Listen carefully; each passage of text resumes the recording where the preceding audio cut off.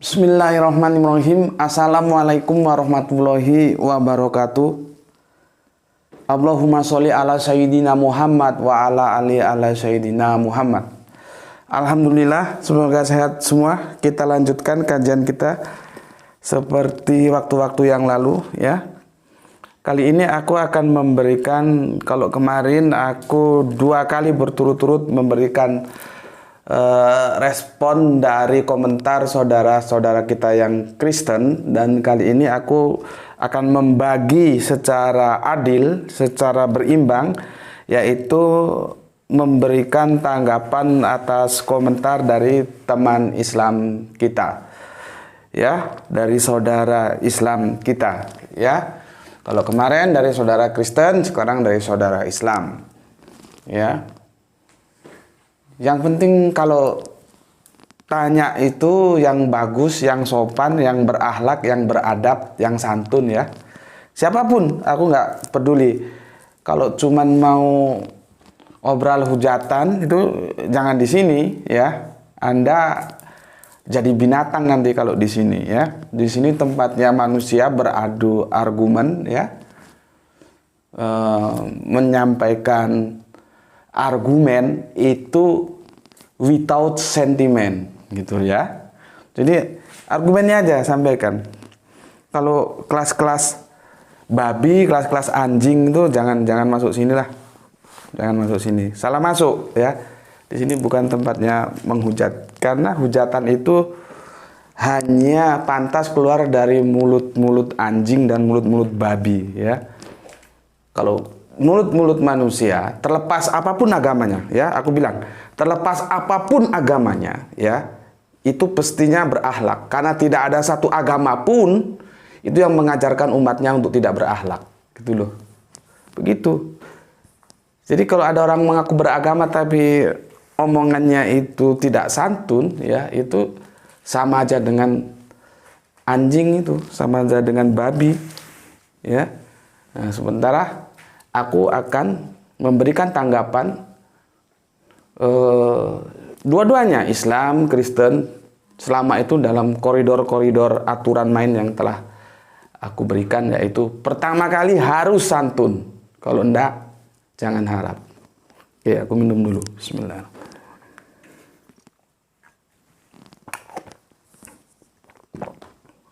Sorry ya, kalau ngomong sama anak jalanan ya gini, blak-blakan saja, nggak usah basa-basi, nggak ada basa-basi di sini, ngomong apa adanya, ngomong apa adanya ya, nggak suka aku basa-basi.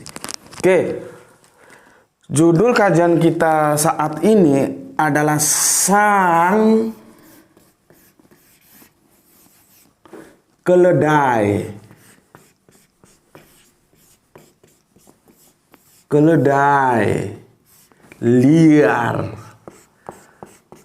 Nih, sang keledai liar. Ini judul kajian kita. Ya, sang keledai liar. Oke. Aku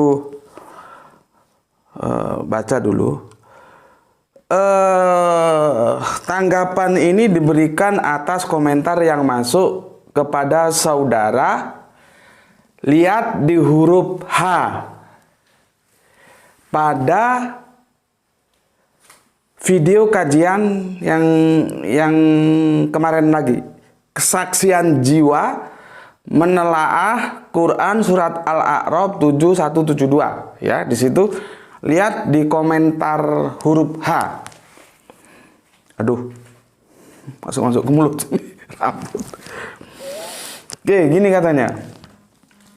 Gus, mohon tafsiran dari Perjanjian Lama Yesaya 42. Apakah itu rujukan tentang kedatangan Nabi Muhammad? Terima kasih Gus. Gitu. Ya, karena dia tidak menunjukkan pasalnya. Aku tanya, pasal berapa yang dimaksud itu? Ya saya surat segini ayat maksudku.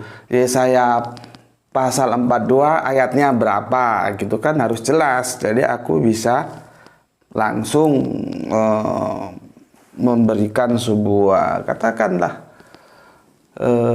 respon secara cepat gitu ya.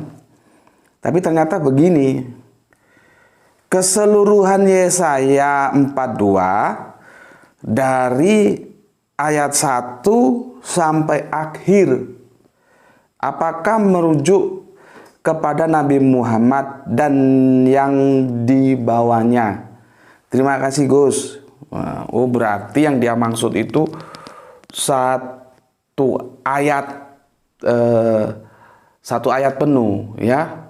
Satu ayat penuh disuruh ngomentari apakah itu nubuatan untuk Kanjeng Nabi Muhammad, gitu maksudnya ini ya. Oke. Begini aku jelaskan dulu ya. Pertama kita berbicara tentang kitab Yesaya. Kitab Yesaya itu sangat kental dengan sastra, khususnya bercorak puisi. Itu yang pertama ya. Jadi dia mengungkapkan segala sesuatunya, baik itu keindahan, baik itu kesedihan, baik itu sukacita, duka cita. Kalau keindahan tentu lawannya keburukan ya. Keburukan itu asik kalau kita baca kitab Yesaya. Itu selalu tampil dalam narasi-narasi sastra yang cenderung puitis. Jadi kita harus mempunyai sense of arts ya. Jadi kandungan seni kita, khususnya sastra, itu harus mumpuni ya, sehingga kita dapat menikmati penjelasan dari kitab Nabi Yesaya ini gitu. Oke, sekarang coba aku lihat Yesaya 42. Yesaya 42 itu perikopnya itu hamba Tuhan. Lalu berikutnya puji-pujian tentang penyelamatan. Ya. Terus kegagalan dan kebutaan Israel. Terus kebodohan pemujaan patung. Terus Tuhan penebus Israel. Nah, ini berarti ini kalau di total ini ya banyak ini kalau dibaca semua ya. Kalau dibaca semua ya banyak ini ya. Oke. Jadi supaya praktis, untuk gampang kalian pahami, aku pilihkan saja ya. Nanti kalian bisa baca kalau mau baca keseluruhannya ya. Karena ini lihat ini. Ini ya.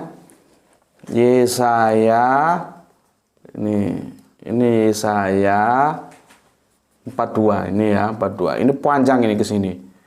Panjang sampai ke sini terus nanti dia baru berhenti di ini lanjut ya. Panjang dia. Tapi setelah aku baca dengan teliti ya. Aku baca dengan teliti, nanti aku akan fokus ke ini aja lah. Puji-pujian ini ya. Puji-pujian tentang penyelamatan gitu.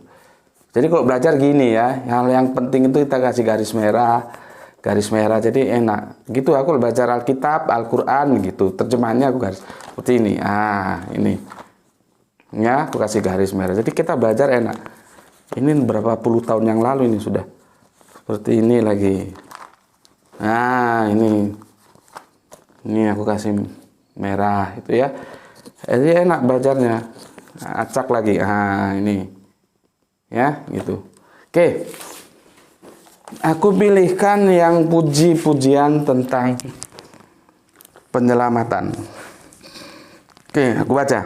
Kau baca di anumu, Alkitabmu. Ini langsung masuk ke 42, pasal 42 ayatnya 10. Nanti akan berhenti di 17 ya. Karena kalau semua kita baca bisa habis kopi bergelas-gelas ini. Bisa habis kopi bergelas-gelas. Aku minum dulu. Bismillahirrahmanirrahim.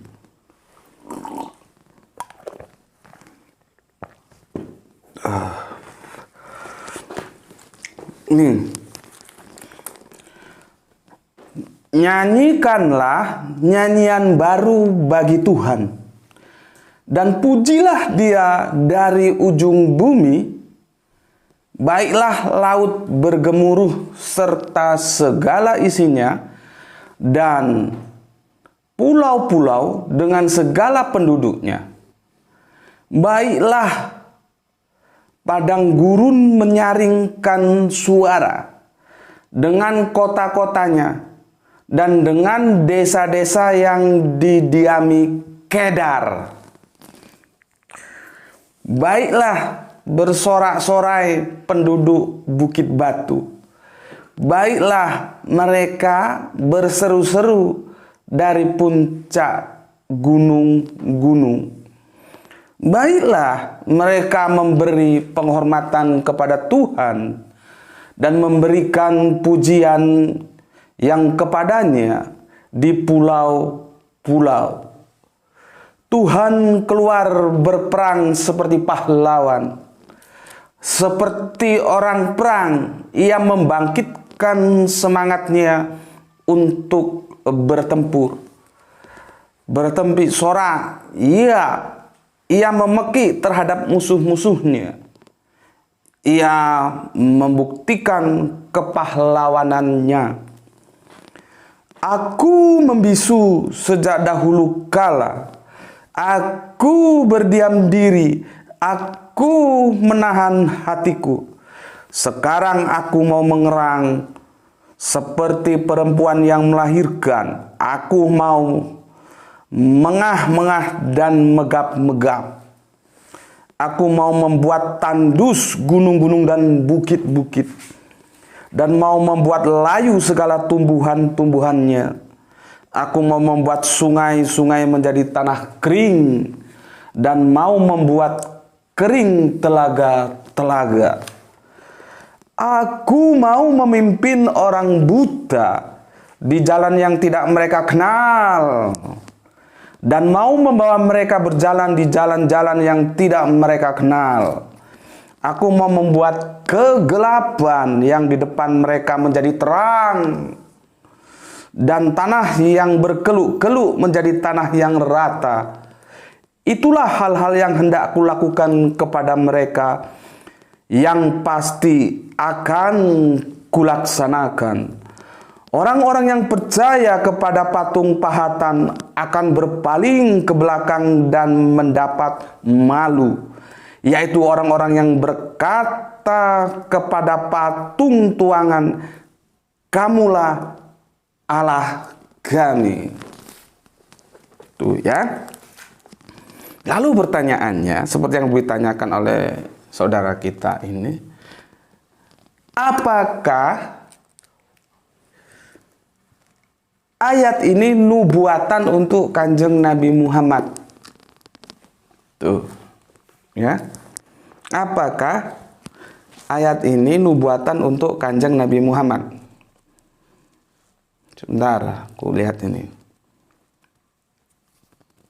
Gus, mohon tafsiran dari perjanjian lama Yesaya 42. Apakah itu rujukan tentang kedatangan Nabi Muhammad?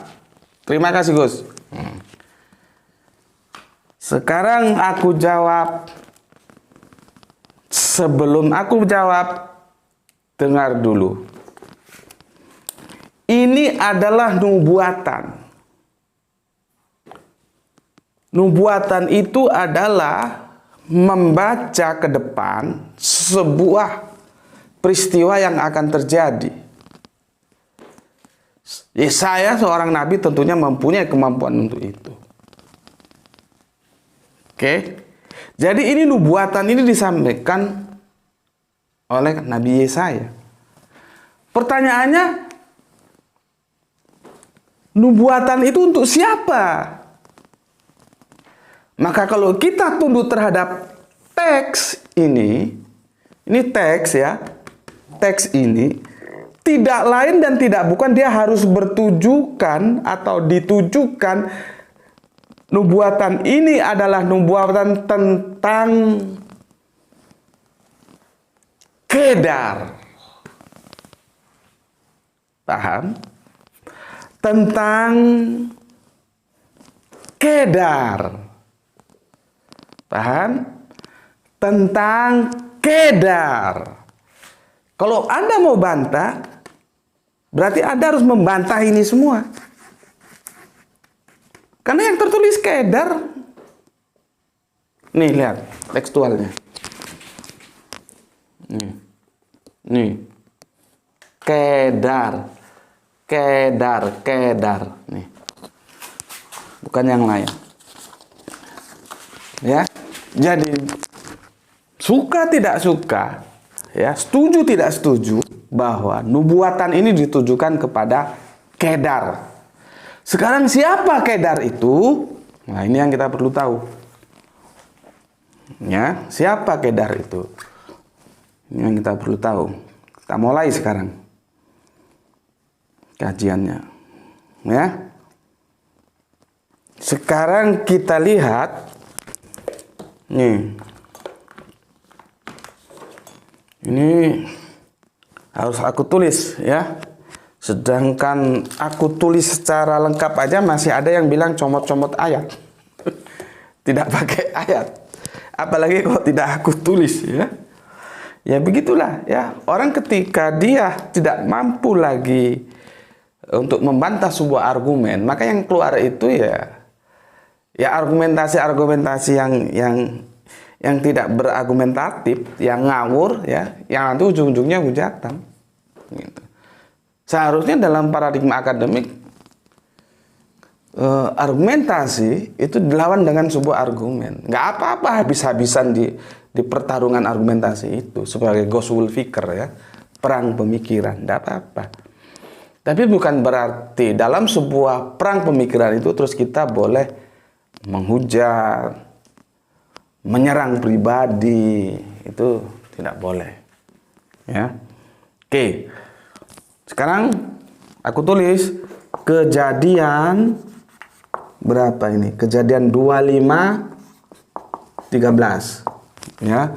Ini ayat pertama yang kita ambil. Nih. Inilah nama anak-anak Ismail disebutkan menurut urutan lahirnya. Nebayot anak sulung Ismail, selanjutnya Kedar, Adbel, Mibsam, ya, dan selanjutnya tentunya ya. Artinya apa? Kedar itu anaknya Ismail. Di sini keluar kita tahu bahwa oh ternyata Kedar itu putranya Kanjeng Nabi Ismail. Gitu loh. Ya. Sudah dapat jawaban kita. Siapa sih Kedar itu ya? Ternyata Kedar itu putranya Kanjeng Nabi Ismail. Oke. Terus sekarang kita tambah lagi di kitab Tawarikh. Ya. 1:29. Inilah keturunan mereka, anak sulung Ismail ialah Nebayot, lalu Kedar. Keluar lagi dia. Ya. Jadi dari dua ayat ini kita tahu bahwa Kanjeng Nabi Ismail ini mempunyai putra yang bernama Kedar. Mudah ya? Masa sulit dipahami begini? Kanjeng Nabi Ismail punya anak namanya Kedar. Gitu loh. Kita kan tanya tadi bahwa nubuatan Yesaya itu tertujukan kepada Kedar. Pertanyaannya siapa Kedar itu? Maka kitab Kejadian 25:13, kitab Tawarikh 1:29 menjawab bahwa Kedar itu adalah putranya Kanjeng Nabi Ismail. Oke? Baru aku jelaskan berikutnya.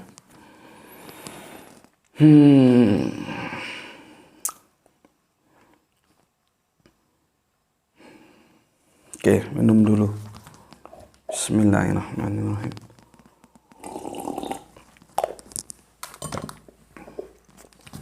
Oke. Sekarang aku mencari referensi dari luar Alkitab ya. Jadi begini, ini seorang apa ya? Pakar sejarah ini sepertinya. Begini. Menurut tradisi Alkitab, suku Kedar adalah keturunan dari Kedar, putra kedua Ismail bin Abraham yang dicatat dalam kitab yang sudah kita sebut ini ya. Oke. Sebagai sarjana genealogi Arab pada umumnya menganggap Ismail sebagai leluhur orang Arab dan memberi nilai penting pada kisah dua putra pertamanya yaitu Nebayot ya dan Kedar dikaitkan dengan silsilah Kanjeng Nabi Muhammad Rasul Allah dalam Islam. Menurut sarjana-sarjana yang berbeda dihubungkan dengan salah satu dari kedua putra tersebut secara berganti-ganti gitu ya. Jadi ini menurut para pakar-pakar ya, menurut pakar-pakar sejarah ya. Tadi ini pendapat di luar Alkitab. Tadi kan aku mengutip murni Alkitab bahwa ini tentunya kita sudah sama tahu lah ya, kalau ditarik ke atas ini Abraham ya, Bapak Abraham ya. Abraham ya. Bapak Abraham. Nah, jadi ini nanti cikal bakal bangsa Arab itu loh. Arab yang notabene dari sini, kenapa di sini leh? Ini nanti Kanjeng Nabi Muhammad. Yang sini masih nampak sini.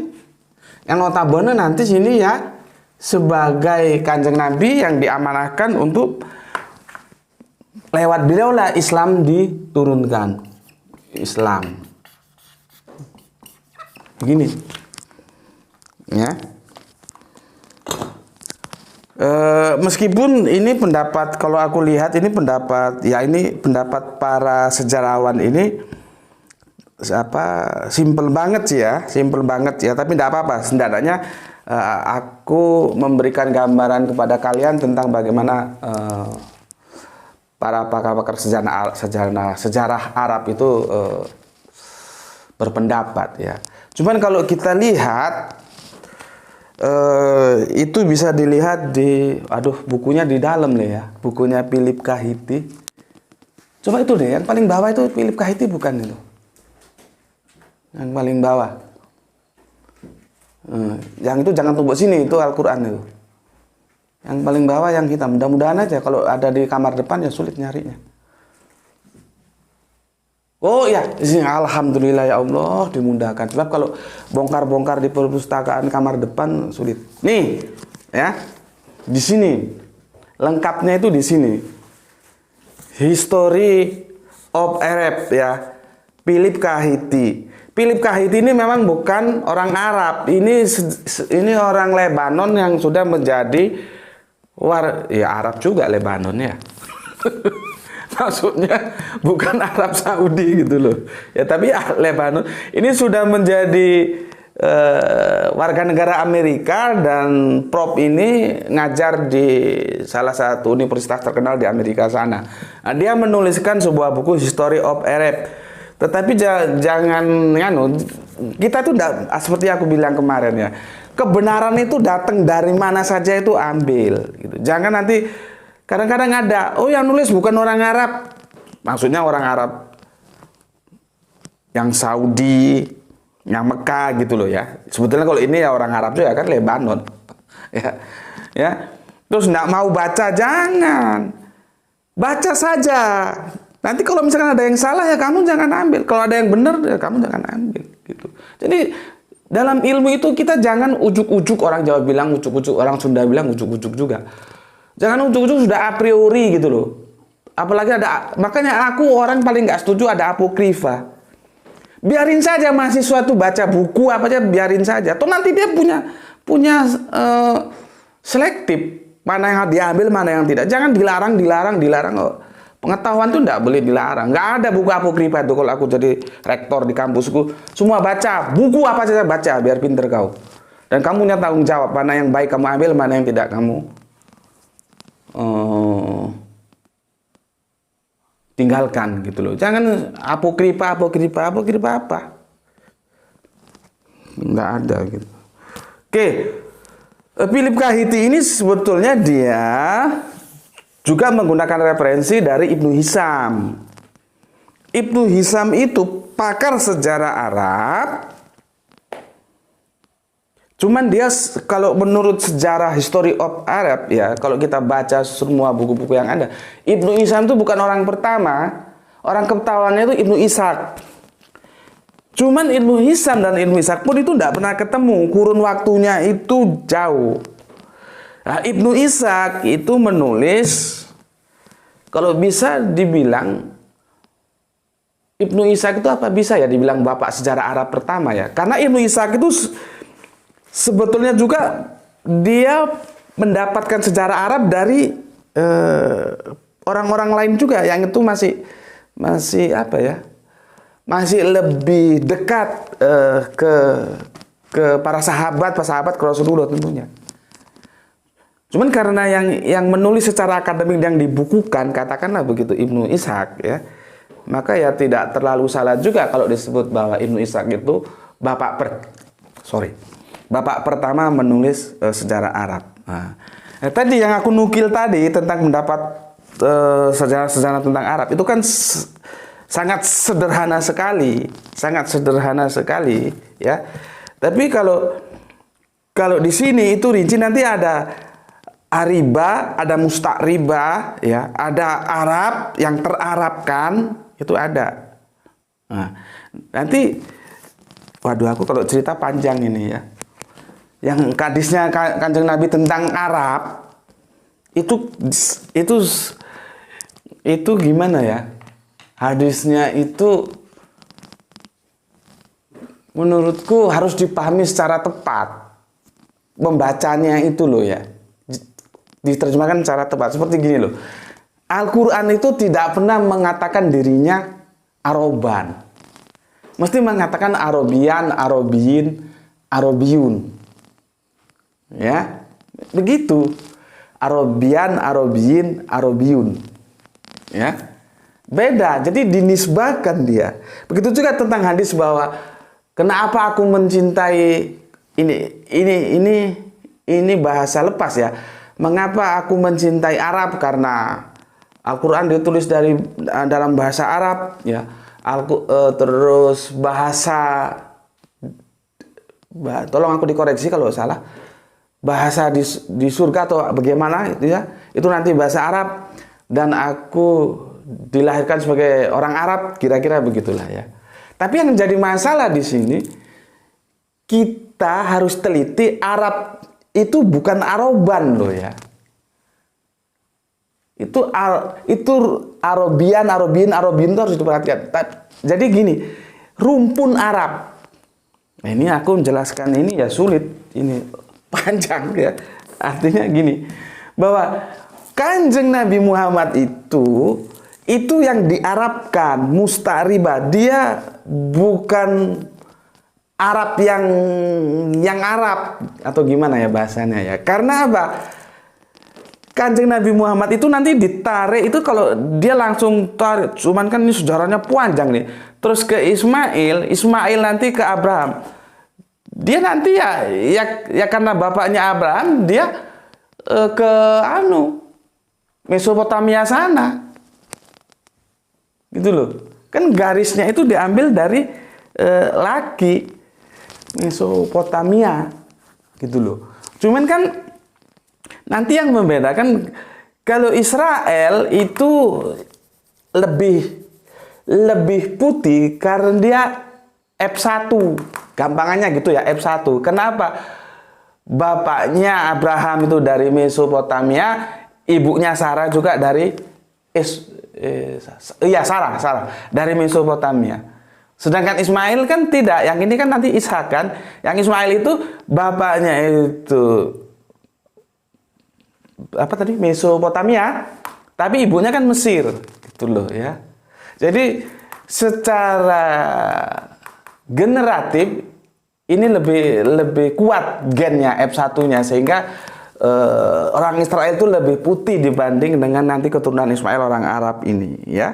Nah, jadi Kanjeng Nabi itu harus dibaca sebagai rumpun Arab, gitu loh, sebagai rumpun Arab gitu ya.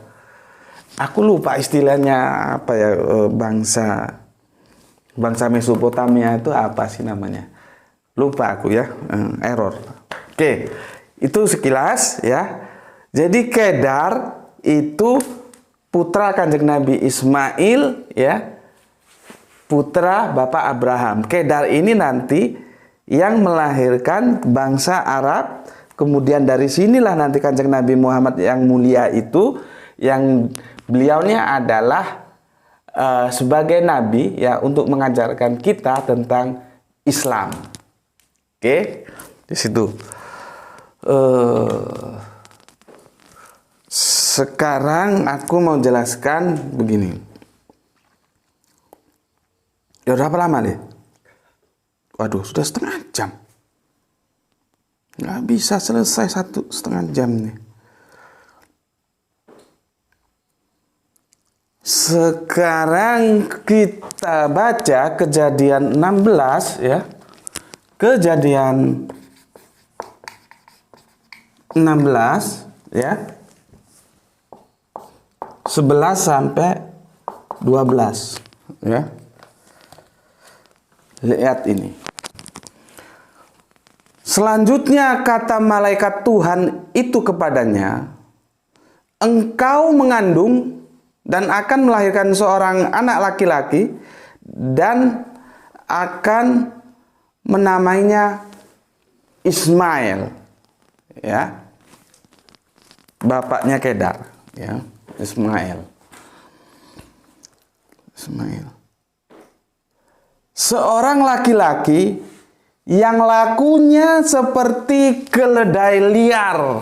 Makanya judul kita Sang Keledai Liar. Jadi julukan Ismail itu Sang Keledai Liar, atau ada yang bilang peri ya.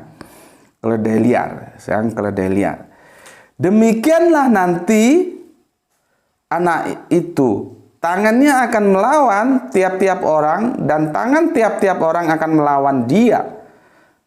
Dan di tempat kediamannya dia akan menentang semua saudaranya. Itu ya, yang kita baca dari Kejadian 16, 11, 12. Ismail dijuluki sang keledai liar. Sekarang apa tanggapan kita dengan julukan sang keledai liar? Kan begitu. Ya. Bagi aku pribadi nih, kalau Kanjeng Nabi Ismail dijuluki sang keledai liar, aku senang. Aku bangga. Gitu loh. Karena apa? Bagi aku keledai liar itu adalah lambang sebuah kegagahan. Lambang sebuah karakter lelaki yang berani, petarung, pejuang. Itu dia keledai liar. Bukan yang lemah gemulai. Bukan yang gampang putus asa. Bukan yang tidak berani menghadapi bagaimana beratnya kehidupan. Bukan. Jadi keledai liar itu adalah sosok lelaki jantan yang tangguh, yang berani menghadapi kehidupan dalam kondisi seberat apapun. Itu dia, sang keledai liar, Kanjeng Nabi Ismail. Bapaknya Kedar, yang nanti Kedar melahirkan bangsa Arab, dan dari sanalah Kanjeng Nabi yang mulia itu dilahirkan. Begitu.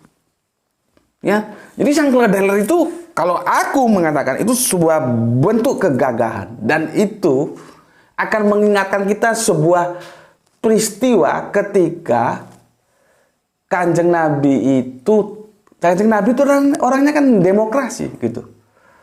Kalau nggak salah yang ditanya itu, tolong aku koreksi kalau tidak salah. Ini mau perang kita ya. Aku akan menggambarkan bagaimana kegagahan Ismail itu lewat Kedar nanti tetap diwarisi oleh Kanjeng Nabi Muhammad gitu loh ya. Jadi ini kan kita mau perang nih. Kanjeng Nabi Muhammad mau perang. Kalau nggak salah itu yang ditanya itu Salman, kalau nggak salah, tolong dikoreksi ya. Bagaimana pendapatmu? Salman itu ngomong itu musuh kita papak, gitu ya. Papak itu apa sih? Apa tuh papak? Jemput. Musuh itu kita jemput, gitu. Kanjeng Nabi sebetulnya punya pendapat jangan, musuh kita tunggu aja di sini, gitu loh. Tapi itulah bagaimana seorang Kanjeng Nabi itu yang tetap, Kanjeng Nabi ini kan psikolog jagoan, dia tetap menghargai pendapat, katakanlah anak buahnya, ini kan panglima perang ini, ya, pendapat anak buahnya tetap dihargai. Akhirnya Kanjeng Nabi pakai baju perang, ya, naik di atas kuda dengan gagahnya gitu. Si Salman datang. Si Salman berubah pikir. Tidak, Kanjeng Nabi, ternyata lebih baik, engkau yang benar ya Kanjeng Nabi, ternyata lebih baik kita tunggu di sini musuh. Gitu. Mungkin setelah diperhitungkan atau gimana gitu, Salman merasa, oh iya yang benar itu Nabi, kita tunggu di sini, ngapain kita jemput musuh gitu. Tapi ketika Salman ngomong begitu, Kanjeng Nabi di atas kudanya itu, apa Kanjeng Nabi sampaikan? Seorang pemimpin pantang merubah keputusan. Coba. Kalau aku lihat cerita ini, betapa bangganya aku sebagai umat Kanjeng Nabi Muhammad melihat nabiku begitu gagah. Gagah. Keledai liar, Ismail, gagah. Kedar, gagah. Kanjeng Nabi Muhammad, gagah. Itulah seorang pahlawan, seorang panglima perang yang gagah berani. Sebuah jawaban yang gagah. Pantang bagi seorang panglima perang, seorang pemimpin merubah keputusan yang telah diambil. Gitu. Jadi tetap aja dijemput itu musuh gitu.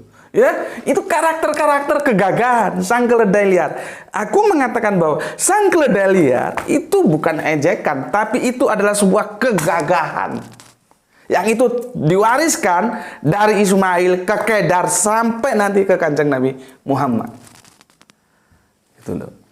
Jadi Kanjeng Nabi Muhammad ini multi talent, berdagang bisa, memimpin perang bisa, memimpin negara juga bisa. Itu, ya. Oke. Apa lagi yang harus aku sampaikan? Aku kadang-kadang sudah aku tutup, ada yang terlupakan, ya. Coba aku lihat di sini.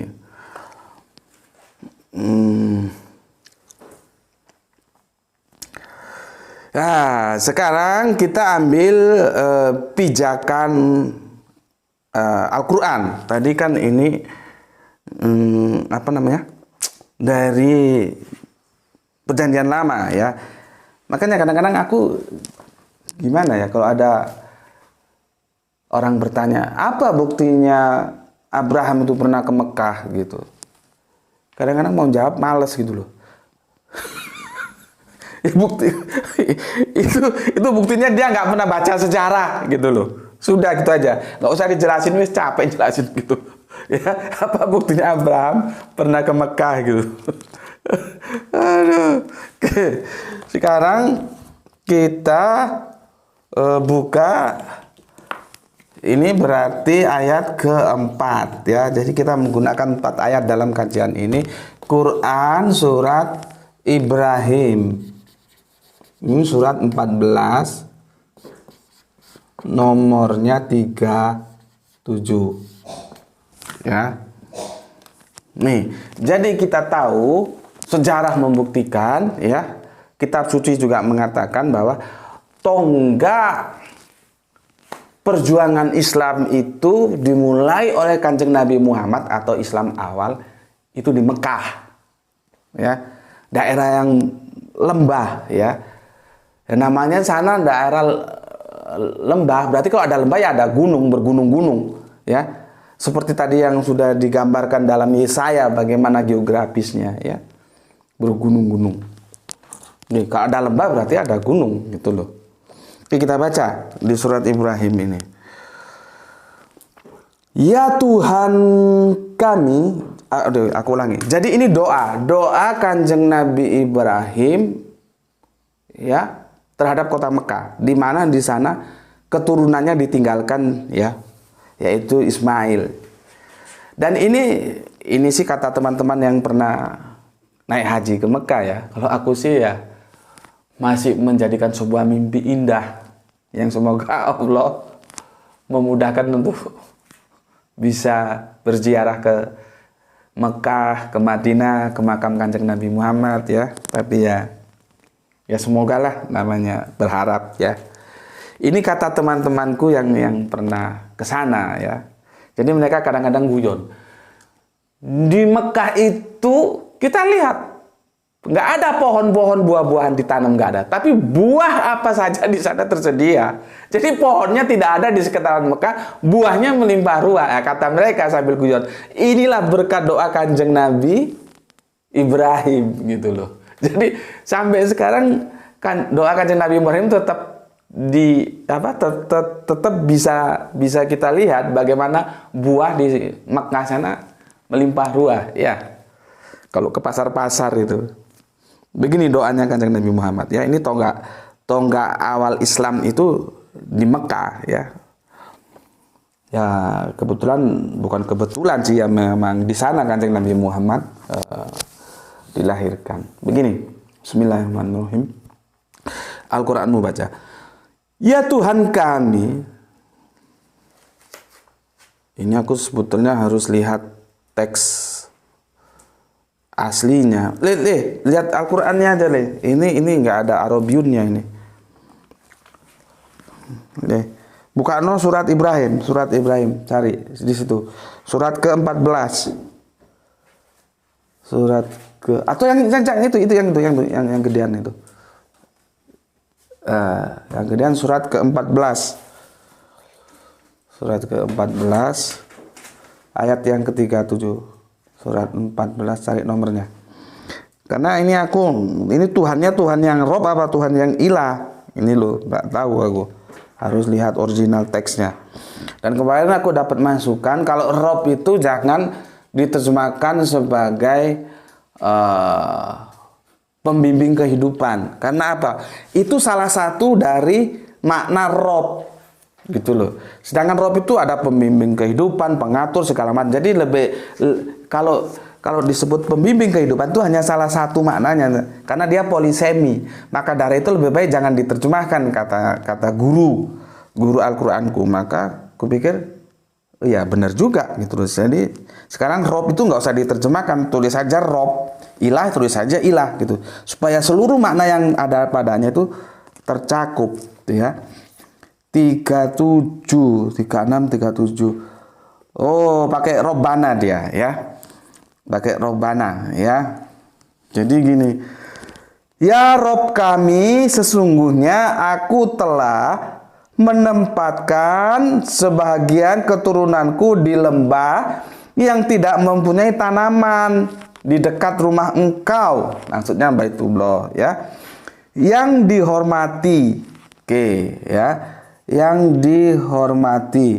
Terus lagi, ya Rob kami, yang demikian itu dalam kurung, ya, agar mereka mendirikan sholat, maka jadikanlah hati sebagian manusia cenderung kepada mereka, dan berilah mereka rezeki. Nah, ini yang aku maksud tadi.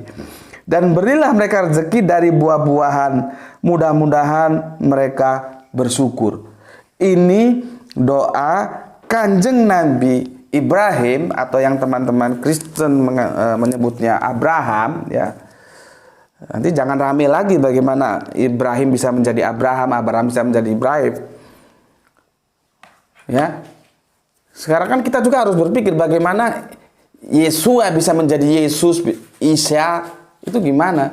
Yesus kan itu sesuatu yang kalau mau dipikirkan ya pikirkan saja gitu ya. Bukan hanya Abraham menjadi Ibrahim, Yosua menjadi Yosua, apa Esau menjadi Yesus, itu gimana? Kan orang Israel nggak kenal nama Yesus, sedangkan Kanjeng Nabi Isa itu notabene Israel, ya.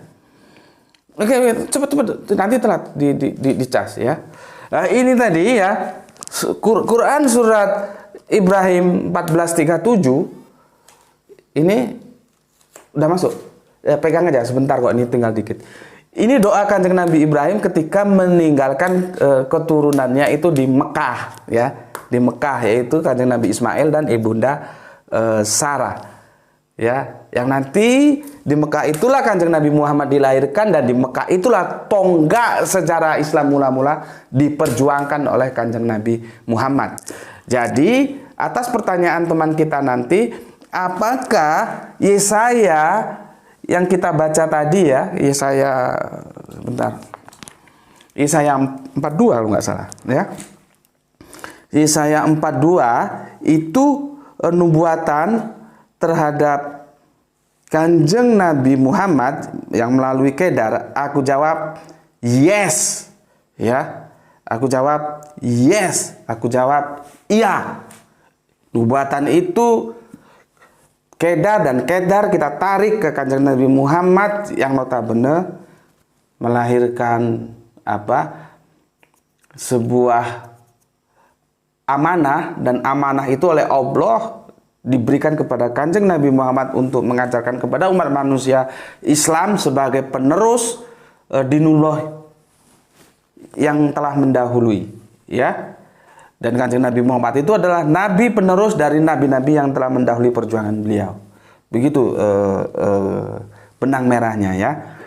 Sekarang begini, mungkin teman-teman Kristen tidak setuju dengan argumentasi yang aku bangun, tapi bagaimanapun ini Alkitabiah memang dia berbicara Kedar gitu ya.